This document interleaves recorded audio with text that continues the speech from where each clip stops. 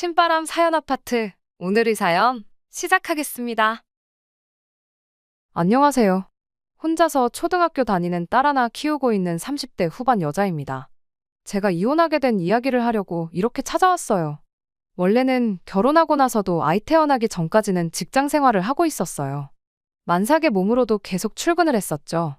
결혼하고 나니 남편이 다니던 회사 때려치고 아버님 돈으로 사업을 좀 해야겠다고 설레발을 치는 바람에 거의 3년 넘도록 남편이 벌어오는 수입이 없었거든요.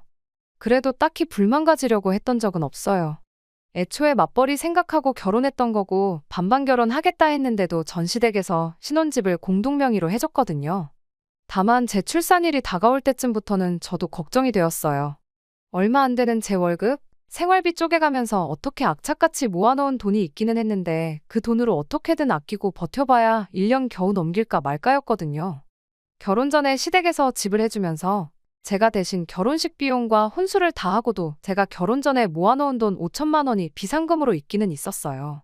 처음부터 제가 반반 결혼하겠다고 했다 보니 남편도 그 돈의 존재를 알고 있었는데 그 돈은 미래에 태어날 우리 아이를 위해 쓰지 말고 아껴두자고 장기예금으로 묶어놓은 상황이었죠.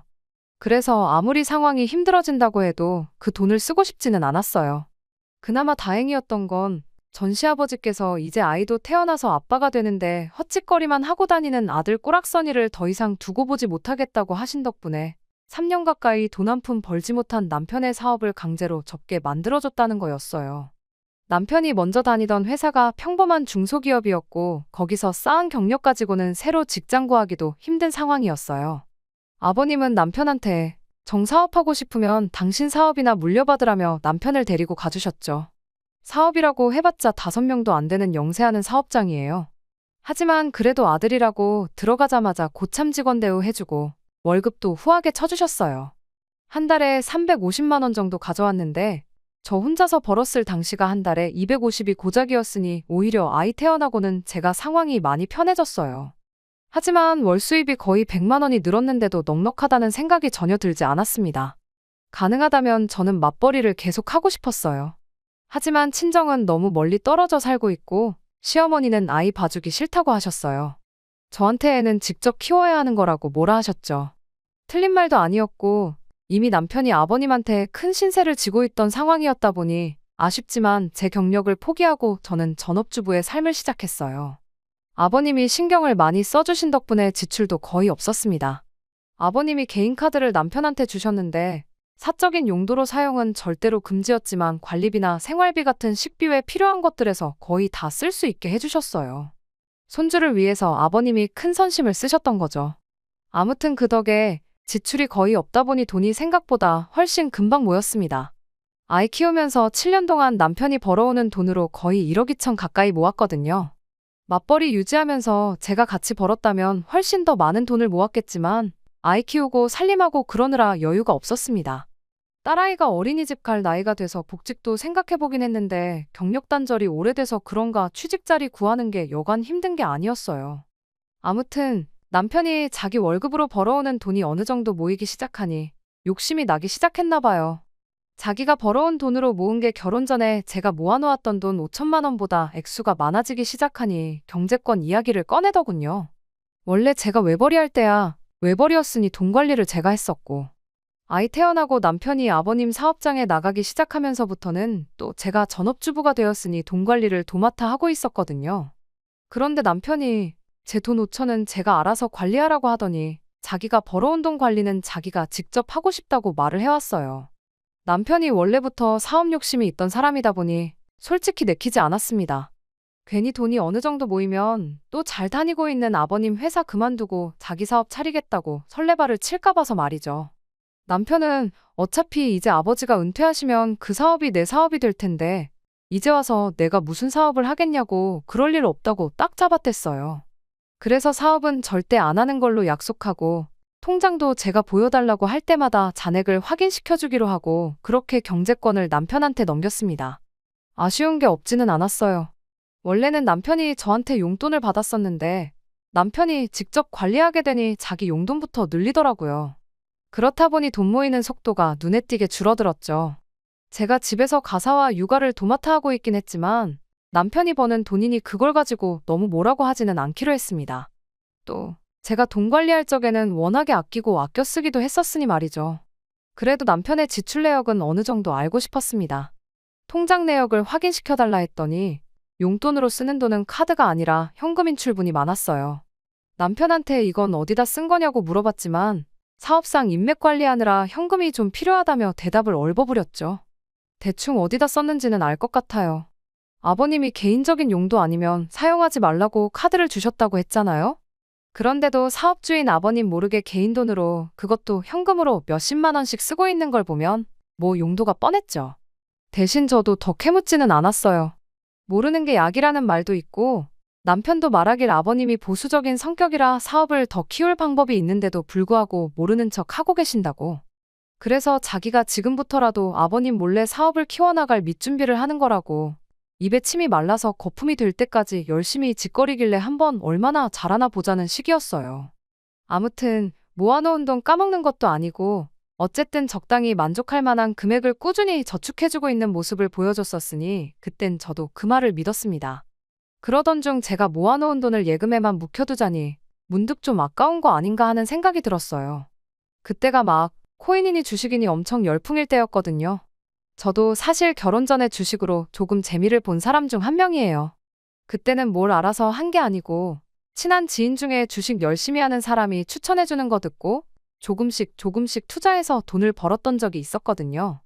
나중에는 판이 커져서 결혼 전 30이 되기 전에 제 통장에 1억 원을 만들었던 적도 있었죠. 그래서 제가 반반 결혼하자고도 먼저 말했던 거고 안 하게 되었어도 결혼식 비용에 혼수까지 다 마련하고도 5천만 원이나 남겨놓았던 거예요. 결혼 후에도 사실 계속 주식 투자를 하고 싶은 마음이 어느 정도 있었는데 막상 결혼하니 남편은 남편대로 돈 한 푼도 못 벌어오지. 내 돈으로 주식한다고 하면 남편이 나를 어떻게 생각할까 걱정도 되지 해서 그냥 그때부터 주식은 잊고 살았습니다. 하지만 이젠 남편이 제 돈 5천은 제 맘대로 굴려도 된다고 했으니 그리고 전업주부 하면서 시간도 어느 정도 비었기 때문에 이참에 주식을 제대로 한번 공부해볼까 싶었습니다. 무엇보다 경력이 끊겨서 취직 못하는 아쉬움에 대한 보상심리도 컸던 것 같아요. 7년에 1억 2천이면 꽤나 잘 모은 편이라고 생각하지만 날이 갈수록 서울 집값이 상승하는데 적어도 우리 부부 노후자금 빼고도 우리 딸 결혼할 때 뭐라도 하나 해줄 돈은 있어야 하지 않겠나 싶더라고요. 아이 학교 보내고 집안일 다 끝내놓고 나면 시간이 꽤나 남는 편이라서 제 나름대로 관련 인터넷 강의도 찾아보고 책도 사고 열심히 머리 싸매고 공부를 했죠. 그렇게 한두 달 정도는 모의 투자도 해보면서 감을 되찾기 시작했고 저한테 운뿐만 아니라 실력도 따라준다는 확신이 생기는 그날의 5천만 원 전부를 가지고 주식을 시작했습니다. 당시 남편한테도 제가 주식을 시작할 거라는 말도 했었어요. 제가 관심 있어 하던 투자 종목 몇 개도 설명해줬죠. 혹시나 안 좋게 생각할까봐 미리 말한 것이기도 하지만 허락을 구하는 게 아니라 제 미래 계획을 설명해줬던 거죠. 어느 정도 자신도 있었고 남편도 이제 자기 돈을 따로 관리를 하고 있었으니 관심 있으면 내가 정한 종목에 같이 한번 투자를 해보겠냐고 물어봤습니다. 그때 남편은 콧방귀를 뀌며 아줌마가 주식은 무슨 주식이냐고 비웃었어요. 옆집 아줌마가 주식을 사면 그때는 돈을 빼야 한다는 말도 못 들어봤냐고 개나 소나 주식해서 돈 번다니까 눈이 혹했나 본데 괜히 있는 돈 날리지 말고 은행에 고이 모셔두라는 소리를 하더라고요. 투자에 100% 확신이 있을 수는 없죠. 공격적인 투자보다 안전한 은행 예금이 좋다는 남편을 말릴 생각은 없었지만 말 한 번 참 서운하게 한다 싶었습니다. 하지만 그런 남편의 생각과는 다르게 결과가 참 좋았습니다. 5천만 원으로 시작한 제 돈이 반년도 안 돼서 7천만 원으로 불어났거든요. 5천만 원으로 시작했으니 본전은 다시 예금에 묶어두고 이제 그 2천만 원만 굴려볼까 그런 생각을 하던 찰나에 또 몇 가지 종목을 보니까 확신이 생기는 게 있어서 반대로 그 2천만 원을 예금해 놓고 원래 시작했던 원금 5천을 굴려야겠다는 생각이 들었어요. 반년 만에 2천만 원 만들어낸 자신감 때문에 그랬나 괜히 용기가 생기더라고요. 잃어봤자 절반이다. 2천만 원은 아예 벌었던 적도 없는 돈이라고 생각하자 다짐하고 나름 리스크 관리도 했습니다. 그런데 제 확신은 보기 좋게 빗나가고 말았죠. 찔끔찔끔 올라가던 주식이 다음날 아침에 아이 학교 보내고 집안일 마치고 나서 점심때쯤 확인해봤더니 한 번에 10%가 빠졌더라고요. 묶어둔 돈 2천만 원을 생각 안 하면 이미 손해를 본 거나 마찬가지니 저는 좀 더 버텨보기로 했어요. 처음 다짐했던 대로 제 자본금이 절반이 되는 순간 평생 주식은 쳐다도 보지 말고 살자는 생각으로 두고 보기로 했습니다. 그런데 문제는 제 주식이 회복을 하기는커녕 또 찔끔찔끔 빠지기 시작하더니 한 달 뒤에는 거기서 또 10%가 빠져버렸습니다. 남편은 내 그럴 줄 알았다며 어떻게 소 뒷걸음질에 개구리 한 마리 잡은 걸 가지고 실력이라고 착각해서 있는 돈도 날려먹게 생겼다며 비아냥거렸죠. 그냥 1,000만 원 벌은 걸로도 잘한 거니까 이참에 큰 교훈 하나 얻었다 생각하고 털고 나오라고 끝까지 저를 놀리더라고요. 그때는 그냥 리스크고 뭐고 오기가 생겨서 빼기가 싫었어요. 내 돈 5,000만 원 포기하는 한이 있더라도 끝까지 들고 가자는 생각이었죠. 그래서 은행에 예금해뒀던 그 2,000만 원까지 꺼내서 소위들 말하는 물타기를 시작했죠. 남편은 끝까지 저를 두고 장난칠 생각밖에 없더라고요. 나중에 다 잃고 나서 나한테 돈 달라고 하지 말아라 하면서 말이죠. 하늘은 참 무심하게도 제 주식만 계속 내리는구나 싶었어요. 하지만 그때는 저도 제 눈이 틀리지 않았다는 걸 남편에게 증명해주고 싶어서 나중에는 남은 돈까지 탈탈 털어서 주식을 추매했습니다. 그날부터는 스트레스 때문에 일부러 주식 잔고는 확인도 안 했어요. 그냥 죽어라고 경제 관련 기사나 뉴스 찾아보고 다른 투자처를 찾는데 여념이 없었죠. 그러다가 얼마 지나지 않아서 시어머니가 아는 분들과 놀러 나갔다가 손목을 크게 다치시는 일이 있었어요. 큰 부상은 아니었지만 집안일을 할 수 있는 상황이 아니셔서 아침에 아이 학교 보내고 제 집안일 하고 나면 시댁으로 출근을 해야 했습니다. 시어머니 대신 집안일 도와드리고 식사 준비도 해놓고 해야 했으니까요. 말씀드렸다시피 당시 아버님께 큰 신세를 지고 있던 거나 다름이 없었기에 저는 이걸 시집살이라고 생각하지는 않았어요. 오히려 갚을 길이 없었는데 이렇게라도 도움을 드리니 다행이다 싶었죠. 대신 그렇게 아침에는 저희 집, 점심에는 시댁 가서 집안일이며 음식이며 해야 했다 보니 어머님 손목이 괜찮아질 때까지 주식은커녕 관련 뉴스 찾아볼 시간도 없었습니다. 그런데 시어머니 손목이 다 나음과 동시에 아주 대박이 터져버렸어요. 제가 투자하고 있던 회사에 엄청난 호재가 생기게 된 거예요. 일부러 꾹 참고 안 보고 있었는데 그 소식을 들으니 주식 잔고를 확인하지 않을 수가 없더라고요. 아니나 다를까 정말 대박이라는 말밖에 할 수가 없을 만큼의 수익이었습니다. 7,000만 원을 있는 그대로 꼬라박은 제 주식이 거의 5배 가까이 불어나 3억이라는 거액이 되었거든요. 그때는 저도 더 욕심부리면 안 되겠다 싶어서 그냥 털고 나왔어요. 여담이긴 하지만 그때부터 계속 쥐고 있었다면 지금은 거의 7억 정도 되는 거액이라는 게 아쉽긴 하네요. 하지만 그때는 그게 최선의 선택이었으니 후회는 없어요. 이미 수익은 낼 만큼 냈으니까요. 정말 스스로도 대견스러우면서도 놀라웠죠. 저희가 7년 동안 끔찍하게 모아서 1억 2천을 모았는데 저는 거의 1년 조금 넘는 기간에 그 2배 이상을 만들어냈으니까요. 월급 200원짜리 받던 나도 이렇게 큰 돈을 벌 수 있었구나 하는 성취감도 들었고 아직 많이 모자라긴 하지만 이젠 이걸 자본 삼아 부동산 쪽으로 투자를 하면 적어도 우리 딸 하고 싶은 공부가 있으면 유학을 보내주던 아니면 결혼할 때 떡하니 집 한 채를 사주던 해줄 수 있는 건 다 해줄 수 있겠구나 싶었습니다. 그 와중에 남편은 그 큰 돈을 벌었다는데도 전혀 기뻐하는 반응을 보이지 않았습니다. 오히려 얼굴에 그늘이 가득했죠. 응당 기뻐해야 할 소식에 조금도 밝은 표정을 보이지 않는 남편을 보니 괜히 걱정이 되기 시작했어요.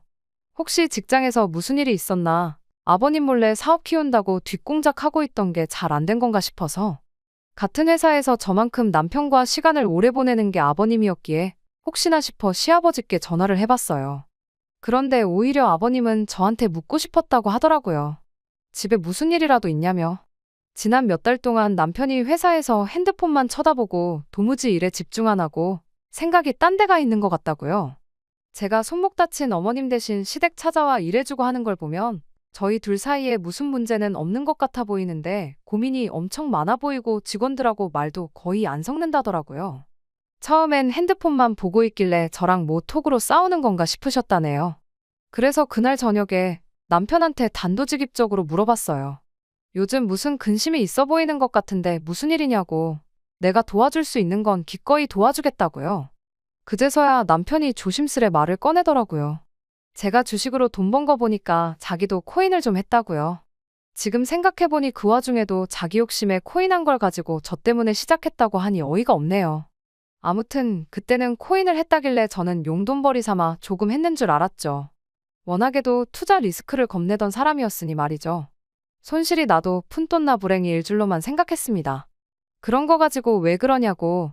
내가 3억이나 벌었지 않느냐고. 그 정도 손실은 그냥 좋은 공부했다 생각하라고 했습니다.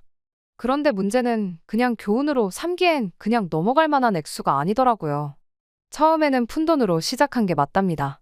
그런데 정말 1시간 사이에 100만 원 가지고 120만 원을 만들었다고 하더라고요. 그때부터 조금씩 투자금을 늘렸는데 사면 사는 대로 돈이 마구마구 불어났답니다.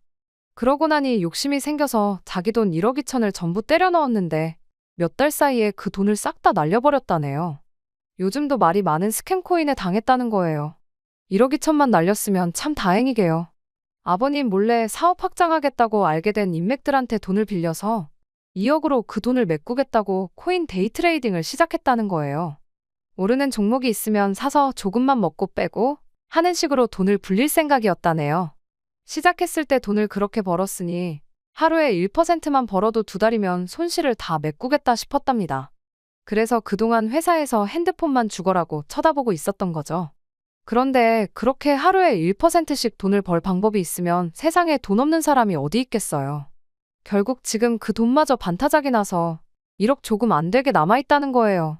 저희 돈 1억 2천 날린 건 둘째치고 거기에 빚까지 1억 손실이 생겼으니 남편 입장에선 하루하루가 소위 똥줄 타는 상황이었던 거죠.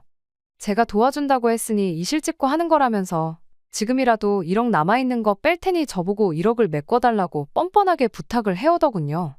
그 말을 듣는데 정말이지 하늘이 무너지는 느낌이라는 말을 이때 쓰는 거구나 싶더라고요. 제가 3억을 벌면 뭐해요? 날린 돈 1억 2천에 갚을 돈 1억까지 하면 제 본전 5천만 원을 제하면 얼마 되지도 않았고 돈도 돈이겠지만 1억 2천 날린 상황에 남한테 돈까지 빌려다가 코인을 하는 사람이 제정신인가 싶더라고요. 당신 지금 제정신이냐고 제가 소리를 질렀더니 왜 도와준다고 해놓고 화를 내냐며 오히려 저한테 화를 내더군요. 이럴 때일수록 부부가 힘을 합쳐야 하지 않겠냐며 제가 그 돈을 대신 갚아줘야 하는 이유를 설명하길래 정신 차리라고 남편 뺨 한 대 올려붙이고 저는 아이방 가서 같이 잤어요. 그날부터 남편은 저한테 더 이상 남편이 아니었습니다. 솔직히 사람 취급도 해주기 싫었어요. 그리고 그때 이혼을 해야 하나 말아야 하나 그런 고민을 하기 시작했죠. 아이가 괜히 엄마 아빠 싸우는 모습 보고 불안해할까봐 딱 필요한 만큼의 대화만 하고 남편을 상대도 해주지 않고 지냈습니다. 그랬더니 며칠 뒤에 퇴근한 남편이 집에 시어머니를 모시고 왔더라고요. 그런데 시어머니가 우리 딸아이가 보고 있건 말건 그런 건 상관도 안 하고 제 뺨부터 한 대 올려붙이시대요. 그동안 남편 덕분에 집에서 애나 키우면서 편하게 먹고 산 건 생각 안 하고 남편이 돈 얼마 잃었다고 마누라가 돼서 뺨부터 올려붙이는 게 맞는 거냐면서요.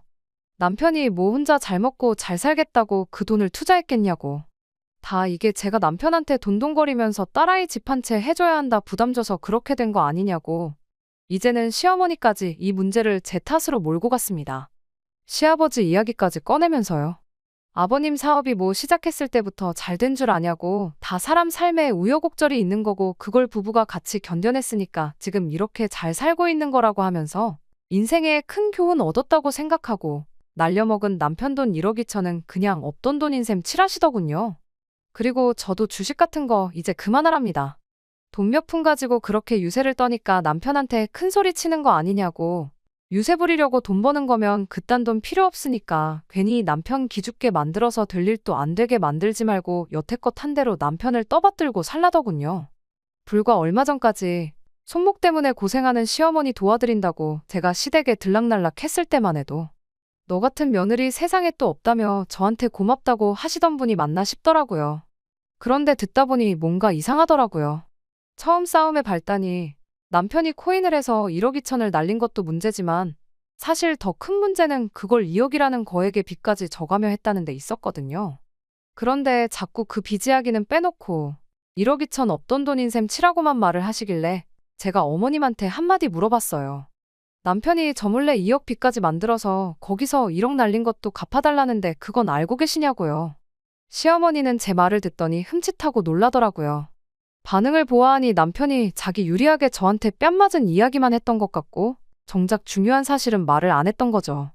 하지만 당황한 것도 잠시 시어머니는 돈보다는 사람이 우선이라며 어차피 앞으로 남편이 아버님 사업 물려받게 되면 돈도 지금보다 더 많이 벌어올 거 모르냐고 저한테 다시 큰 소리를 치더군요. 그때 이제 제가 무슨 소리를 한들 이 집에 내 편은 없구나 싶었어요. 제가 시어머니 다쳤을 때 잘한 것도 어떻게 보면 남편 덕에 제가 편하게 먹고 사는 거니 그 정도는 당연히 해야 하는 거라 생각하셨던 거고 고맙다는 말도 제가 남편 기 살려줄 때나 인사치레로 해주는 거였구나 싶더라고요. 그래서 저도 그동안 고민만 하고 있던 말을 입 밖에 꺼내줬어요. 남편이 기 안 죽고 당당하게 살아갈 수 있도록 제가 이혼해주겠다고요. 시어머니는 제 이혼 이야기를 듣고도 아주 이젠 할 게 없어서 이혼 가지고 시험이 협박질을 하냐며 이혼할 테면 하라고 큰 소리를 치시더라고요. 이혼하지 말라고 허락 안 해줘도 할 생각이었다고 남편 앞으로 생긴 빚 1억은 어떻게 한번 잘 갚아보시라 말하고 했더니 그제서야 시어머니도 남편도 제가 진심이라는 걸 알게 된 건지 갑자기 조용해지더라고요. 그러지 말고 온 가족이 머리를 맞대고 좋은 방법을 찾아보자면서요. 뭐 별거 있나요? 주식으로 돈 편하게 벌었으니 그 돈으로 갚아줘라 그딴 소리나 하겠거니 싶어서 차키만 뺏어서 친정으로 향했습니다. 애 학교는 보내야 하니까 차는 가져가겠다 하니 아무 말도 못하더라고요. 제가 기어이 아이 데리고 친정으로 향하고 나니 그때부터 시어머니한테 전화기에 불이 날 정도로 연락이 왔어요. 그제서야 시어머니도 현실을 깨달으신 것 같더라고요. 하지만 저는 아랑곳하지 않고 선언한 대로 이혼 서류 작성해서 집으로 보내고 착실히 이혼 준비를 시작했지요. 나중에 가서는 시어머니가 양육권 가지고 앞으로 애는 볼 생각 말라고 생트집까지 잡았는데 막상 이혼이 확실시되니까 남편도 현실을 깨달은 건지 아무 말 없이 양육권을 저에게 넘겼네요. 제일 걱정했던 게 아무래도 재산 분할이었어요. 이혼은 이혼대로 하는데 제 돈은 돈대로 줘야 할까 봐서요. 그 돈이면 남편 빚은 갚을 수 있었을 테니 말이에요. 그런데 혼인기간도 길었고 또 제가 외벌이로 신혼 초기에 돈을 벌어왔던 점, 그리고 가사와 육아를 저 혼자 도맡아 했던 거에 더불어 그간 모아놓은 돈을 남편이 전부 날려먹은 것까지 전부 기여도가 참작이 되어서 시아버지가 사준 집이었지만 집 또한 재산분할 대상에 포함되는 바람에 제 걱정과는 다르게 저한테는 되려 이득이었어요. 얼마 전에 시아버지한테 연락이 왔었습니다. 남편 빚은 집 팔아 갚았고 당신이 땡전 한 푼 도와주지 않았다고요. 그리고 저렇게 정신머리 없는 놈한테 당신 사업을 물려줄 생각이 싹 사라졌다며 사업장에서 남편을 쫓아내셨다네요. 아버님 몰래 뒤에서 사업 확장해본다고 이 사람 저 사람 만나고 다니며 접대하러 다닌 것도 아버님 딴에는 건방지고 기분 나빠서 절대 남편을 다시 쓰지 않을 계획이라는 말까지 해주셨어요. 그래도 집 팔아 빚 갚고 남은 돈은 도로 가져가지 않으셨답니다. 그래도 하나뿐인 자식이니 이해는 갔어요. 사업 욕심이 있는 녀석이니 이번 일로 정신 차렸거든 뭐라도 하지 않겠냐는 기대를 하시네요.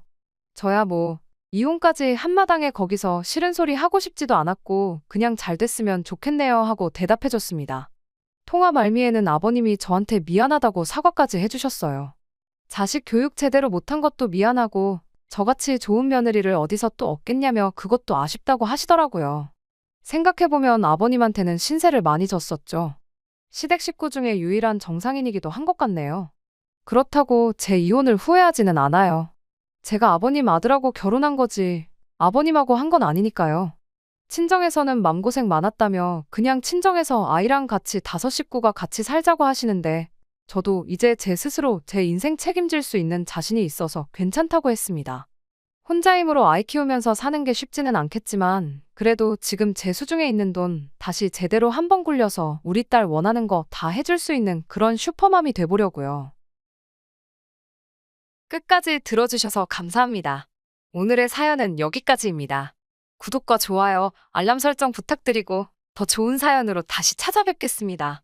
감사합니다.